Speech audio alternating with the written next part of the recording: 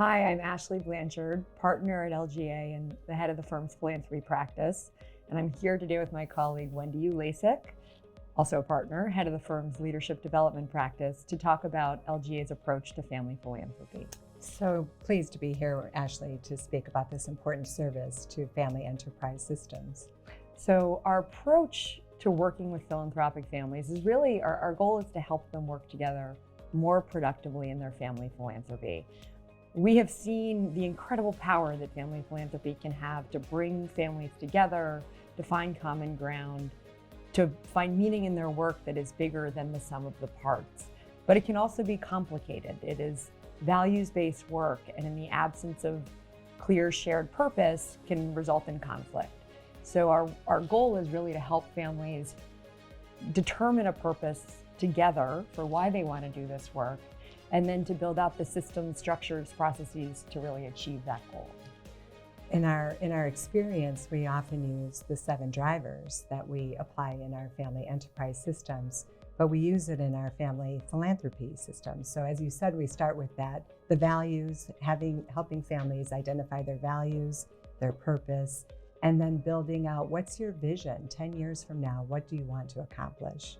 And from there, we often work with processes and structures and governance policies that we implement to help families achieve that vision and those goals and that purpose.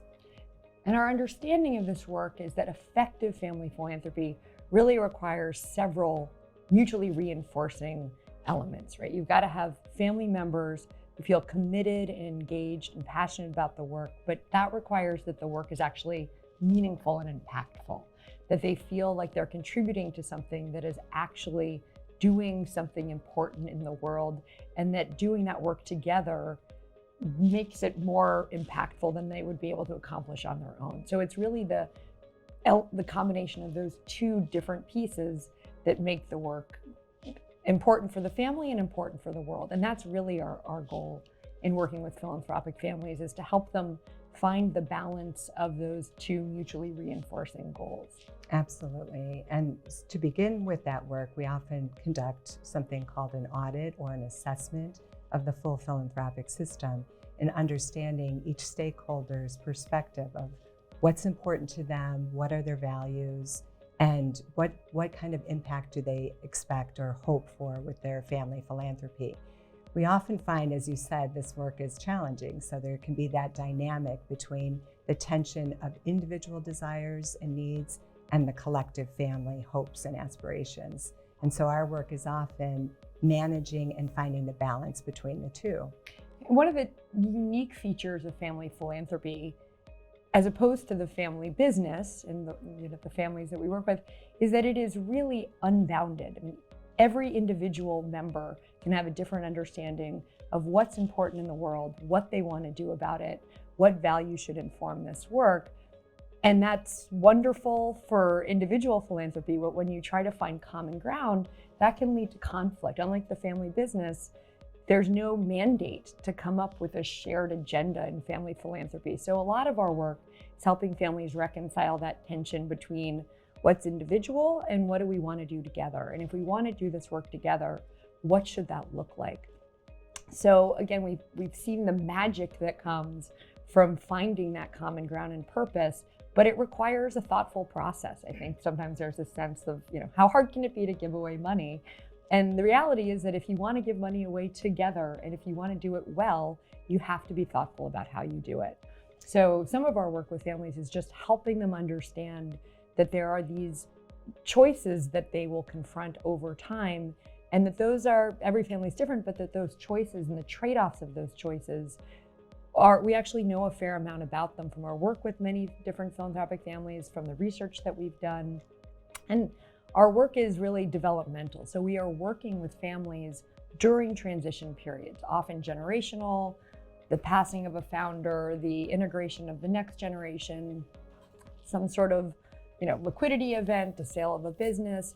So they're confronted with this moment when they realize the way we've been working in the past isn't going to serve us in the future, but we really don't know what that's going to look like. And so they're trying to help determine together what that future vision will be. And oftentimes, as they're thinking about the future and the vision and how they're going to be working together, they're also thinking about what's our authority? What's the governing authority and decision making that we have at the trustee level, at the board level, at the committee level? And so helping these various structures talk to one another and communicate is important, and figure out where is the decision making as your family is getting larger and engagement is increasing, and how do we use the full philanthropic system? So often many of our families not only have the legacy foundation, but they have successor foundations. They have DAFs, they have other vehicles in the philanthropic system. And our work is to figure out what is the function of each one of those vehicles. And I think that's something that makes LGA's approach really unique, is that we really do take a systemic approach. So we look at the family foundation in the context of the family philanthropy system, in the context of the broader family enterprise system. And so we understand the ways that what happens in each of those entities impacts the rest of the system. And we're really intentional and thoughtful about the dynamics and relationships between those different vehicles and the way that people participate and show up in those different roles. I really think it's important for our philanthropic families to start with why. Figure out what your purpose is. And also the work, this is so meaningful to us because we've seen great impact in the communities and in the world. We've seen family bonds strengthen, and we've seen individuals who are participating fully and satisfied with their participation. And I think for us, when we see those three come together, it's gold. Yeah, I really agreed. The values-based nature of this work is an incredible opportunity for families to come together, to sit around the table, to talk about what's important in the world, what they want to do about it. But it can also create challenges if families aren't having those conversations in productive ways, if they're not intentional about determining those motivations and the values that inform this work.